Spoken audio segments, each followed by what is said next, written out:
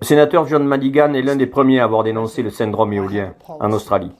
Il a appuyé d'ailleurs son discours sur le scandale de l'amiante dans son pays où les médecins étaient achetés pour faire des bulletins de santé de complaisance, niant les problèmes des cancers du poumon. De même qu'il faisait la relation avec l'industrie du tabac aux États-Unis, avec l'Union des entreprises du tabac qui finançait des centaines d'études mensongères à grands coups de dollars pour introduire ce que l'on appelle aujourd'hui l'agnotologie, la culture du non-savoir, empêchant ainsi de faire émerger la vérité et conduisant à de nombreuses mortalités humaines. En France, le sénateur Jean Germain fut aussi un lanceur d'alerte sur les dangers de l'éolien. Éoliennes trop proches, santé humaine, dangers économiques, avec des dépenses et des dépendances au gaz russe, patrimoine paysager, il aura tout dénoncé. En mai 2015, l'Assemblée des médecins allemands lance une alerte sur les problèmes de santé en lien avec les éoliennes, notamment les infrasons, avec des migraines, des vertiges et des nausées. Le problème des champs électromagnétiques autour des parcs éoliens en France est un grave problème. Les câbles sont souvent en aluminium, sous-dimensionnés, avec des fuites au raccordement. Ils sont enfuis parfois dans des zones inondables, sur des zones ayant des failles d'eau, et l'eau véhicule l'électricité vers des zones plus lointaines, notamment habitées et d'élevage.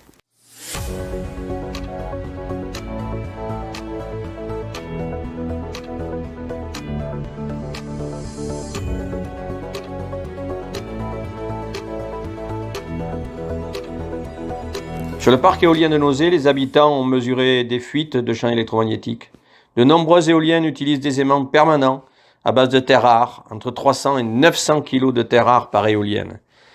Certains habitants constatent des pollutions sur leur habitation et leur environnement. Les analyses démontrent la présence de terres rares. Sur Nozay, 3 députés ont demandé l'arrêt temporaire du parc, mais rien n'a été fait.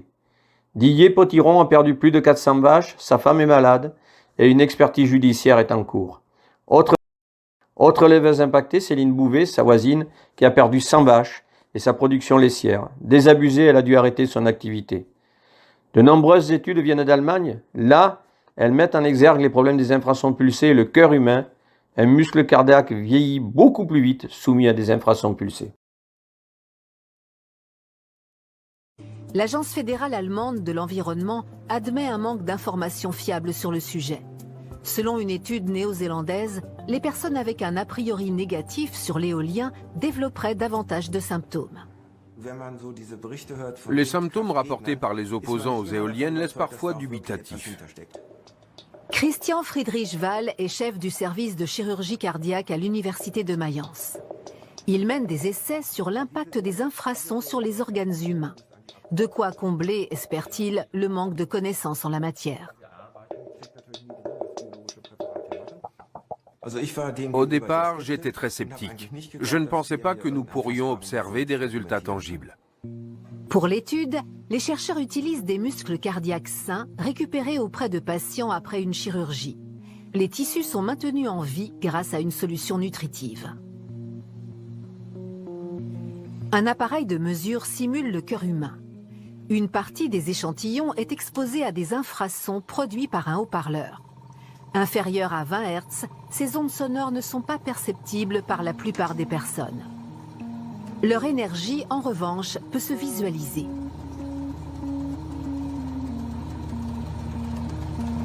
L'autre partie des préparations issues des mêmes patients sert de groupe témoin. Pendant 1 heure, les chercheurs exposent le tissu musculaire aux infrasons. 3 séries d'essais ont d'ores et déjà été réalisées. Et les résultats ont surpris l'équipe médicale. L'application d'infrasons sur une préparation isolée de muscles cardiaques entraîne une réduction significative de la force musculaire. Tout porte à croire que cela pourrait avoir un impact global sur la santé. Les chercheurs veulent désormais mener des expériences sur des animaux ainsi que des essais de longue durée.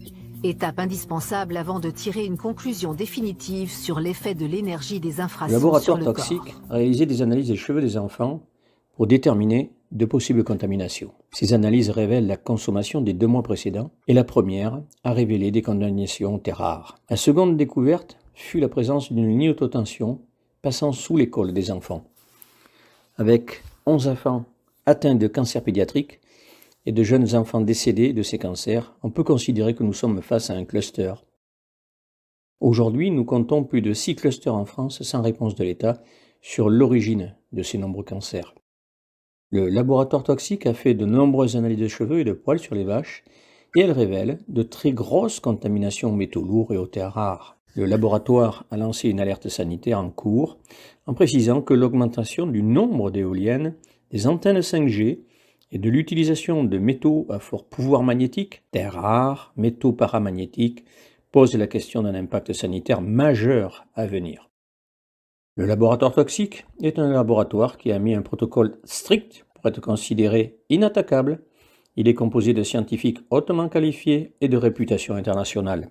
Partout en France, les hommes et les animaux sont impactés par les éoliennes. Dans l'Aisne, l'association SOS Danger Éolien se mobilise pour alerter les populations, appuyé par des médecins de campagne qui témoignent des souffrances. Philippe Marchandier, un éleveur laitier qui subissait depuis l'installation des éoliennes la mort de ses vaches et la baisse de sa production de lait.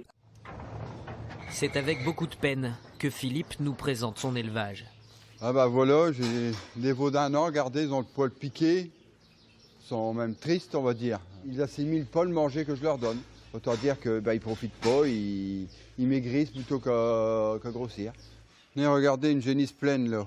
Regardez, on voit les côtes, elle est maigre comme tout. Depuis quelques années, l'éleveur s'enfonce dans les dettes. Ses vaches produisent moitié moins de lait qu'avant. Et ces derniers mois, les problèmes se multiplient. Et voilà, un petit veau qui est devenu aveugle il y a une dizaine de jours. Non, il n'est pas malade rien du tout, mais regardez ses yeux. J'ai perdu une vingtaine de veaux, j'ai perdu 3 vaches, j'ai 7 vaches qui ont avorté. On a fait des analyses sur les vaches avortées, on n'a rien trouvé. Et puis ça continue. Cette hécatombe, il en est persuadé, trouve son origine à quelques centaines de mètres de la ferme. Mon problème, c'est les éoliennes et la ligne haute tension. La ligne haute tension, elle est là depuis 1994. Donc j'avais des soucis déjà avec la ligne. Mais là, ils ont remis en route les éoliennes au mois d'avril. Donc depuis ce temps-là, là c'est une catastrophe. Il n'y a même plus moyen de gérer le troupeau. Alors que j'y suis pour rien. Malheureusement. Ça fait 30 ans que je suis sur l'exploitation. Ouais. Philippe n'a pas de preuves scientifiques. Seule une géobiologue, discipline non reconnue, tend à valider sa théorie. Avec certains appareils, j'ai pu vérifier qu'il y avait effectivement bien un champ électrique et un champ magnétique. J'ai détecté aussi une source souterraine qui va vers les éoliennes et vers le pylône électrique. C'est quelque chose qui effectivement peut créer une agitation et un problème dans le comportement des animaux. Ce vétérinaire est intervenu plusieurs fois ici. Il doute fortement de l'explication électrique. Il n'y a pas de consensus scientifique sur toutes ces hypothèses qui peuvent peut-être influencer la santé des bovins, mais c'est un peu mystérieux. D'autres pistes aussi qui sont importantes, c'est l'alimentation, le logement, si vous voulez, la densité des animaux, le nombre de bovins en mètre carré, des choses comme ça. Philippe reste convaincu que le mal vient de l'extérieur.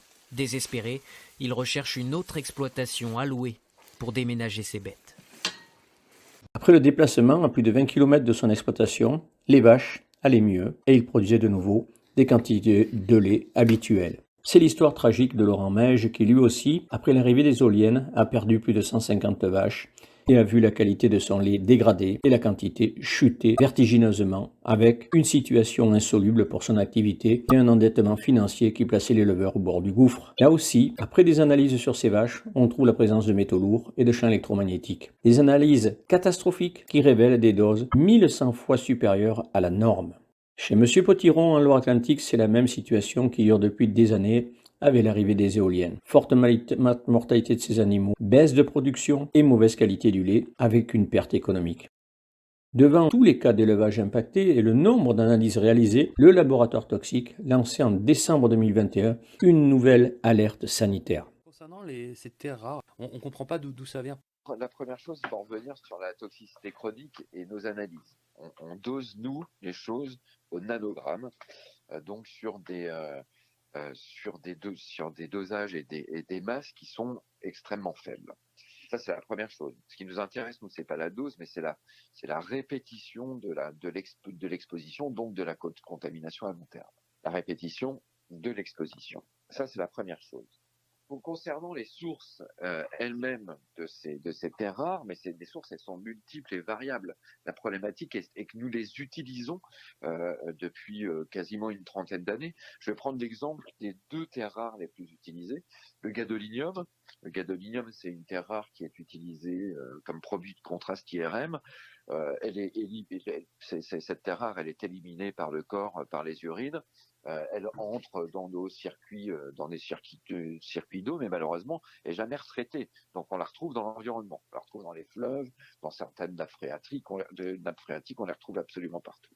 L'europium, c'est pareil. C'est une terre rare qui a été utilisée dans les derniers tubes cathodiques. Les derniers tubes cathodiques qui n'ont jamais non plus été retraités. On les trouve explosés dans certaines décharges et donc elles repartent dans l'environnement. Après, ces terres rares, elles sont très particulières. Les terres rares, c'est 15 lanthanides qui sont de la même famille et yttrium et scandium. Mais je vais me focaliser sur les 15 lanthanides. Les 15 lanthanides dans la nature, on les trouve tout le temps associés les unes aux autres, à des dosages différents dans les minerais. Mais par contre, nous les séparons. C'est un brevet d'ailleurs français,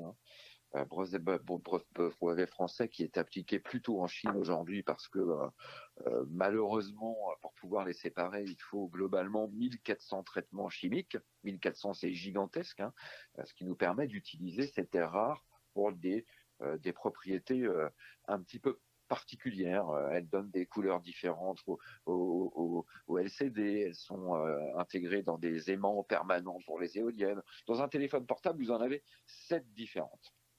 Maintenant, quand on les sépare à l'état naturel, finalement, on pense que dans l'environnement, elles doivent se réagglomérer et que dans un problème de sensibilité, par exemple, au son électromagnétique, il est possible que nos corps n'éliminent plus ces terres rares parce qu'elles sont soumises au champ électromagnétique. Donc, elles se réagglomèrent dans notre corps et les champs électromagnétiques potentialisent leurs effets délétères sur la santé. Tout ça dans les fonctionnements de perturbations endocriniennes. Donc, de trouver la source, elle est générale dans l'environnement. Les modes d'ingestion sont multiples, c'est par simple contact, transfert percutané, vous touchez un téléphone portable, à vitre cassée par exemple, qui est un désastre absolu, vous respirez et puis vous buvez de l'eau du robinet. Vous allez, si vous n'avez pas d'intolérance au champ électromagnétique, les éliminer assez facilement, parce que votre corps va les déterminer comme des polluants, comme des produits toxiques. Et si vous commencez à mettre en place une hypersensibilité au champ électromagnétique et à ces métaux, malheureusement, on l'élimine plus. Là, les effets sont des effets de perturbation endocrinienne qui augmentent. Alors, avec des premiers symptômes qui sont très simples, problème de sommeil, problème de concentration, certaines fois quelques problèmes dermatologiques, des réactions un peu inflammatoires ou allergiques. Et puis petit à petit, ce qu'on appelle le syndrome d'électro-hypersensibilité. Et puis on pense que ce syndrome est une augmentation, une rupture de l'homéostasie, une augmentation de cette intolérance qui amène à terme maladie auto-immune, maladie neurodégénérative et probablement cancer, parce qu'on trouve aussi ces profils de contamination, donc cette association de métaux présents dans nos analyses, dans le cadre de cancer. Le cas de Stéphane Lebéchec, éleveur dans les Côtes-d'Armor, qui lui aussi a perdu toutes ses vaches dans d'atroces souffrances, perte d'exploitation, des viscères explosés, des saignements. Ces vaches meurent et lui aussi se retrouve aussi malade du cœur. Il n'y a pratiquement plus de biodiversité sur sa propriété. Il perd son exploitation et en même temps ses rêves d'éleveur. 267 vaches de mortes, un calvaire pour cette famille d'éleveurs des Côtes-d'Armor. Attention, certaines images peuvent choquer les plus sensibles. Je m'appelle Stéphane Lebéchec, je suis paysan à Lineux, dans les Côtes-d'Armor. J'ai perdu 200 bêtes en 3 ans et demi.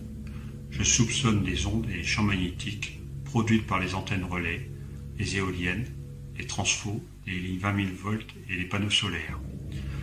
Les instances ont refusé de faire des mesures sur mon exploitation. J'ai déposé plainte contre X pour négligence et mise en danger d'autrui. La plainte vient d'être classée sans suite pour manque d'infraction. Je tiens à vous prévenir que la vidéo qui va suivre est choquante, mais elle représente mon quotidien. Je vous demande de l'aide, mais aujourd'hui, je suis toujours tout seul et sans solution. Partagez cette vidéo et aidez-moi. Merci.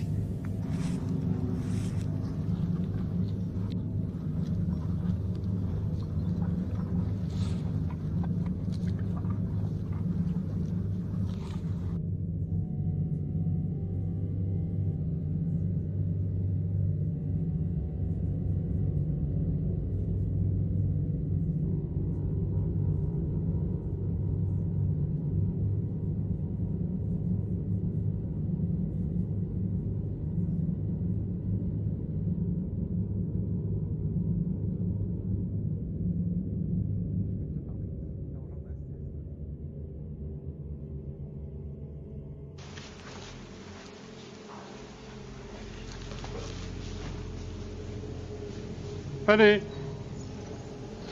Allez. Non. Tu filmes, hein? Oui.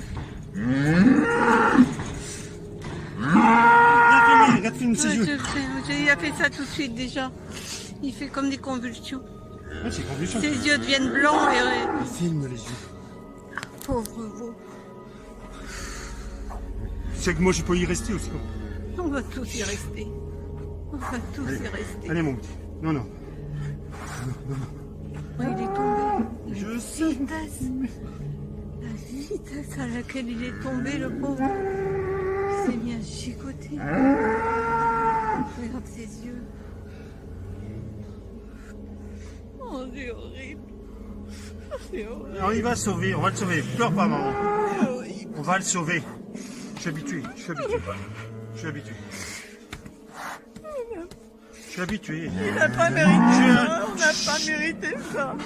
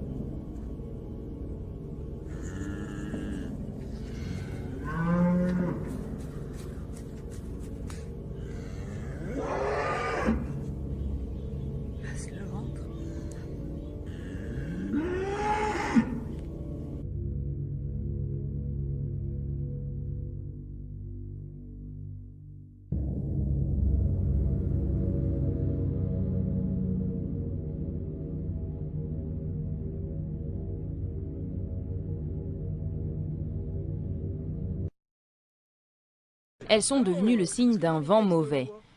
Pour cet agriculteur, ces éoliennes ont une influence néfaste sur son troupeau.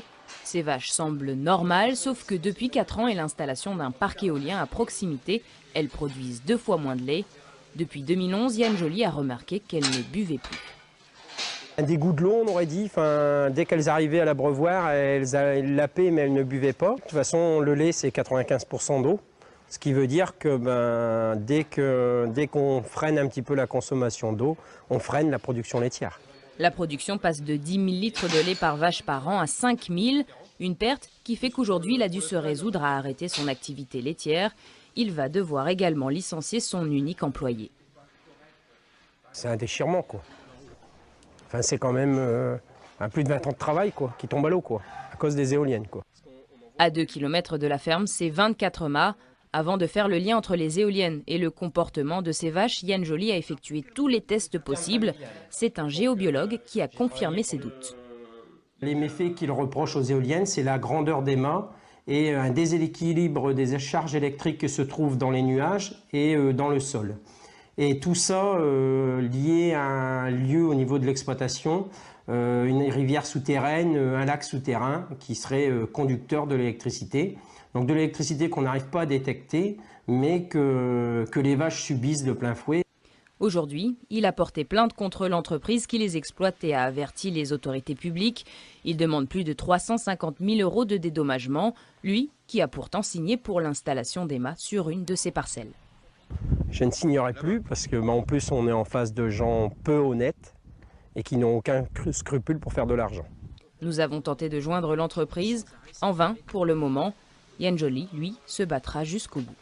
J'avais été visiter le moulin panoramique et on a vu le plan des éoliennes qui était qu'on n'avait jamais vu. Et ma petite fille a regardé ce plan, elle avait 10 ans. Elle me dit, mamie, est-ce que tu as des éoliennes chez toi? Non, j'ai pas d'éoliennes chez moi. Eh bien, tu vas être cerné par les éoliennes. On n'a rien vu venir. Voilà. Et on ne croyait pas, on était presque... On ne savait pas ce qui nous arrivait, on était les cobayes. Personne ne parlait de nuisance, mais on parlait que ça allait porter beaucoup d'argent. Et c'est ce qui a été le drame de cet argent. C'est tout. Ouais. C'est l'argent. Il ne s'est jamais parlé si ça allait nous handicaper ou quelque chose. Ça a toujours été, ça va rapporter de l'argent, ça va rapporter au pays, et ça n'a rien fait au pays. Tout au contraire, l'immobilier est complètement... les gens ne veulent plus acheter à côté des éoliennes. L'arrière-saison, on les entend plus qu'en plein été, par exemple. Ou alors, il faut qu'il fasse beaucoup de vent. Mais c'est surtout l'arrière-saison, le mois d'octobre, novembre, et le vent du nord avec le brouillard. Et quelles sont les nuisances que vous avez en particulier, par exemple? Eh ben, on a les nuisances du bruit. Aujourd'hui, vous entendez un petit peu, mais le samedi, pas ce samedi, le samedi 21, toute la journée, ça a été affreux. D'ailleurs, je me demande pourquoi j'ai pas fait l'effort d'appeler la gendarmerie. Parce que j'ai appelé plusieurs fois la préfecture. La préfecture donne le suivi au sous-préfet. Le sous-préfet, il veut pas bouger. J'étais quelqu'un qui vivait beaucoup à l'extérieur. Je ne conçois pas ma vie autrement. Mais maintenant, les jours où les éoliennes tournent, quand je peux, je reste dedans. Je pense que ces machines qui tournent au-dessus des gens envahissent la vie des gens, leur espace, leur univers sonore, visuel et par bien d'autres effets, et créent comme une sorte de harcèlement parce qu'on ne peut jamais s'en sortir. Partout elles sont présentes, même si c'est par moments faible, en bruit, et ça crée une fatigue, un stress, une fatigue nerveuse. Moi, je suis à 750 mètres des éoliennes. D'une 3 MW, c'est ça? D'une 3 MW, oui. Ouais, d'une 3 MW. De 3 MW. Alors qu'au départ, on nous avait dit que c'était que des 2,5. Là aussi, on a été trompé, quoi. D'accord. Et au niveau, par exemple, du bruit, l'autre jour, votre épouse me disait que dans certaines circonstances, le bruit pouvait être assez impressionnant. Ah ben, le bruit, c'est suivant le temps, bien sûr. Bon, si c'est ensoleillé, le bruit s'en va. Bon, on l'entend un peu moins. Mais si vous avez du brouillard, si vous avez de la neige au sol, du givre, les pales givrées, par exemple, alors là, c'est infernal. Vous les entendez, on dirait le bruit d'un train qui passe, le bruit d'un... c'est carrément infernal. Et ça, c'est à toute distance, jusqu'à 1500 mètres. Hein.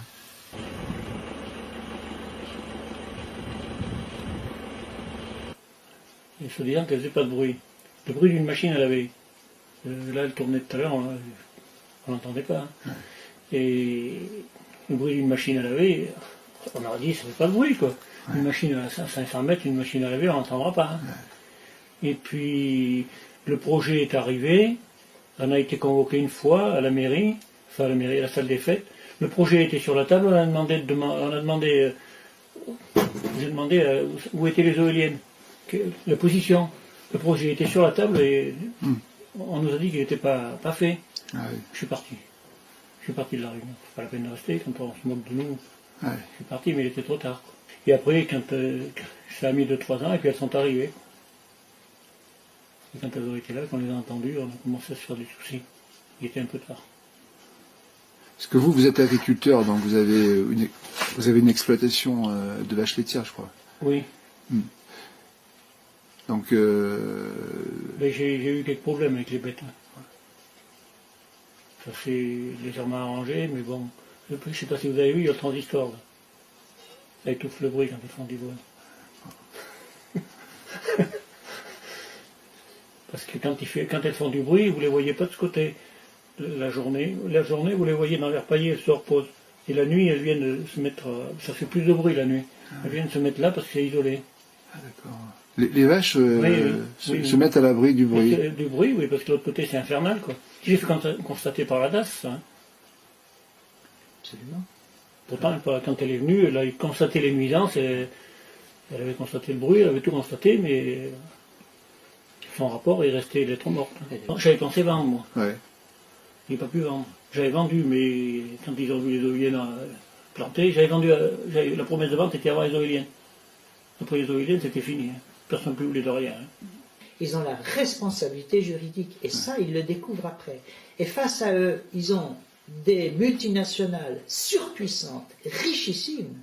Donc, ils sont extrêmement vulnérables et n'ont qu'un devoir, c'est d'être prudents et de se taire. Parce que ils sont dépendants de ces sociétés et ils ont cette énorme machine qui les écrase, mais qui est vraiment, ils ont là vraiment toute la responsabilité.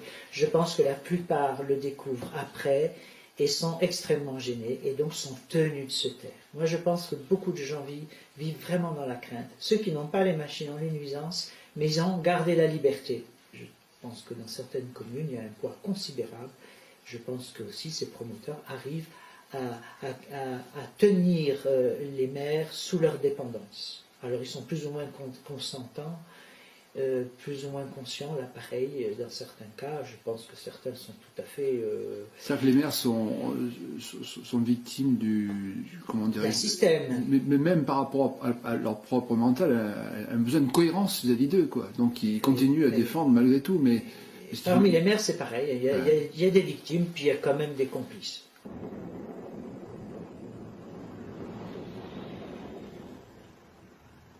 Votre famille a souffert aussi. Ah ben j'ai ma mère qui a 87 ans, il y a des nuits elle n'a pas dormi. Hein.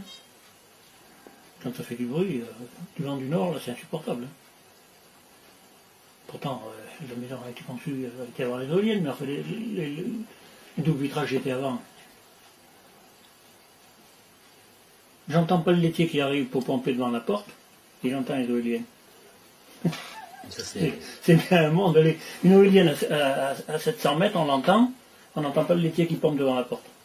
Non, mais c'est sûr que les bêtes sont plus sujettes que les gens. Moi, je pense. Beaucoup plus sensibles. Ah oui. Et certains jours, c'est quand elle package à côté, c'est 10% de lait en moins.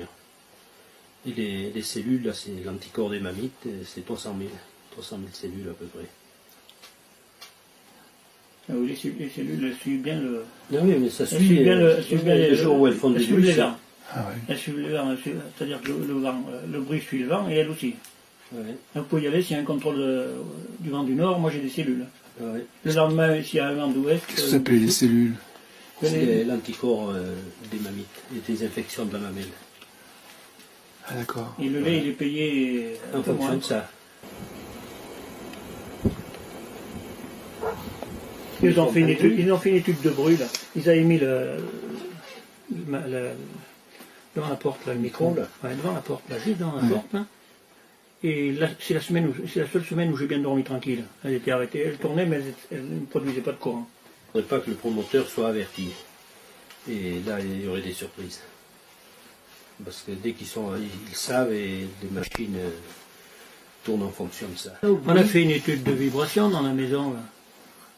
Vous êtes bien courant. Oui. On a fait une étude de vibration, on peut poser la ventouse sur n'importe quoi, sur un carreau, sur la table, sur les lits, sur les armoires, tout vibre. L'appareil est bien fou. Je crois qu'il faut vraiment le dire, partout on a des gros soupçons d'enveloppe. On les voit pas bien sûr, mais on en a quelquefois des traces, hein, on dit que ça n'a pas d'odeur mais quand même. Par contre, on a des preuves, enfin pour nous, association, parce que les promoteurs ont fait souvent des propositions, des membres d'associations qui ont refusé. En fait, c'est par ceux qui ont refusé les propositions, qu'on sait que les propositions Comme sont toujours. très fréquentes. Comme toujours. Voilà. Si personne le dit, si personne... il faut se mouiller à un moment ou à un autre, parce que sinon ça ne fera pas avancer le schmilblick. C'est pas dit qu'il y ait beaucoup de choses qui avancent aussi, mais au moins on n'aura pas le regret de s'être pas battu. Le témoignage du professeur des écoles au nord de l'Europe qui témoigne des difficultés pour gérer des jeunes enfants dans des classes proches d'éoliennes pose des questions. Agressivité, retard scolaire. Elle a mis du temps à mettre le nom sur ce qui perturbait les enfants, jusqu'au moment où elle a vu que les éoliennes, lorsque le vent envoyait le son majoritairement vers l'école, étaient le facteur de cette agressivité, de cette incapacité à gérer sa classe. Un problème méconnu avec celui de l'érosion des pales d'éoliennes qui laisse s'échapper du bisphénol A par les résines époxydes. 1 kg de bisphénol pollue 10 milliards de litres d'eau et une éolienne perdrait environ 60 kg. On peut donc considérer qu'une éolienne contaminerait 600 milliards de litres d'eau par an. Les éoliennes offshore ne sont pas propres, elles relarguent du bisphénol et avec ses conséquences sur la reproduction, mais relarguent aussi des terres rares et de l'aluminium par les anodes sacrificielles. Ces métaux lourds auront un impact sur la faune marine, notamment l'ostréiculture et la mytiliculture. 26 éléments sont contenus dans les anodes sacrificielles et qui constituent un danger pour l'environnement. 75 éoliennes offshore représentent 45 tonnes d'aluminium déversées dans l'océan et 3 tonnes de zinc. En Europe, aujourd'hui, on considère qu'il y a 13 000 tonnes d'aluminium déversées dans les océans. C'est un problème autant pour les moules, les huîtres, mais à toute la faune marine. L'impact des éoliennes sur les oiseaux est colossal. Outre les grosses mortalisées sur les oiseaux migrateurs, comme en Espagne, où une ONG de protection de la nature annonçait plus de 18 millions d'oiseaux tués par an, et on peut considérer aujourd'hui que les chauves-souris payent elles aussi un lourd tribut dans ces impacts, tant avec les pales d'éoliennes que par les infrasons qui font exploser leurs poumons. Les rapaces sont fortement impactés. Là, les colombophiles déplorent eux aussi des perturbations sur leurs pigeons voyageurs. Là, ce colombophile explique que sur ses 150 pigeons de compétition, si jadis il en perdait 4 à 5 par an, aujourd'hui c'est plus de 50 pigeons qui ne retrouvent plus leur pigeonnier. En Australie, la présence d'éoliennes à côté d'un élevage de poules pondeuses s'est traduite par la ponte d'œufs sans jaune. L'Allemagne a suffisamment de recul aujourd'hui pour connaître l'impact des éoliennes sur la biodiversité. Les scientifiques allemands estiment à 1000 milliards d'insectes tués par an. Certaines éoliennes perdraient jusqu'à 20% de leur capacité par le poids des insectes collés sur les pales. Depuis que 5 éoliennes ont été implantées près de chez lui, cet apiculteur en Normandie, depuis plus de 20 ans, a constaté que l'essaimage ne faisait plus et que les abeilles ne réussissaient plus à faire ce nouvel essaim. Les infrasons des éoliennes perturbant la communication des abeilles entre elles. Voilà, vous venez de regarder le film réalisé par le mouvement de la ruralité. Plus de 20 ans de travail pour essayer de construire pourquoi nous sommes opposés à l'éolien. Et comme vous avez pu le voir, et même si on a été obligé de faire court pour ne pas surcharger cette vidéo, nous avons souhaité alerter sur les problématiques environnementales, sanitaires, économiques aussi. Mais voilà, vous avez bien pu comprendre qu'on aurait pu faire parler des gens aujourd'hui malades, électrosensibles, mettre encore plus d'éleveurs avec des problématiques de mortalité animale, que ce soit des lapins aussi, des poules. Là, nous avons fait le choix des ovins, puisque c'est le plus grand nombre. Il y a aujourd'hui un réel problème avec l'éolien, mais pas que, avec les champs électromagnétiques, les câbles électriques qui alimentent cette électricité et qui passent non loin des habitations et des exploitations. Il y a évidemment tout ce que nous avons mis, les champs électromagnétiques, mais aussi les contaminations aux terres rares, les infrasons, les phénomènes divers et variés qui créent aujourd'hui des problèmes chez les habitants. Voilà, donc tout un sujet que le mouvement de la ruralité souhaitait mettre sur la place publique. Évidemment, nous avons œuvré aussi dans d'autres schémas. Nous avons déposé plusieurs plaintes à la Cour de justice de la République contre le Premier ministre et des ministres qui ferment les yeux, voire même font exprès de ne pas faire aboutir les analyses et les recherches scientifiques. C'est la raison pour laquelle nous avons aussi accompagné des éleveurs sur des recours juridiques dans les départements sur les personnes impactées et que nous continuerons sur travail, notamment parce que vous voudriez bien savoir aussi s'il n'y a pas un lien de cause à effet avec les cancers pédiatriques. Voilà, donc tout un sujet sanitaire important en France et environnemental. Et puis un appel à toutes celles et à tous ceux qui veulent aider le mouvement de la ruralité, ne serait-ce que faire comme nous. Nous, on est ouverts. Si des gens veulent se présenter aux élections législatives sur des circonscriptions impactées par l'éolien, si demain, les prochaines élections municipales, il faut changer les maires qui sont pro-éolien et qui sont en train de tuer notre ruralité, eh bien, écoutez, c'est avec grand plaisir parce que plus nous serons nombreux à travailler en ce sens, plus nous arriverons à faire comprendre au plus grand nombre et à l'État que l'éolien c'est un danger inutile pour l'économie énergétique et qu'il est important aujourd'hui d'arrêter l'éolien en France et de passer à d'autres énergies. Nous avons déjà le nucléaire, nous avons l'hydroélectricité, nous pouvons continuer à travailler sur une énergie de demain propre qui ne causera pas évidemment les dégâts que cause aujourd'hui l'éolien ou même le photovoltaïque dans certains endroits. Voilà, donc merci beaucoup. Faites circuler cette vidéo au plus grand nombre possible. Il faut alerter avant qu'il y ait des éoliennes, prévenir les gens, les citoyens, les éleveurs, que tout le monde, les élus ruraux, soient informés de cette problématique, que l'argent n'achète pas tout et qu'il faut évidemment éviter de tomber dans la spéculation et les offres alléchantes que font les promoteurs. La vie des gens, la vie des animaux, l'avenir de la ruralité ne s'achète pas. Voilà. Merci à vous tous et le combat continue. On ne lâche rien.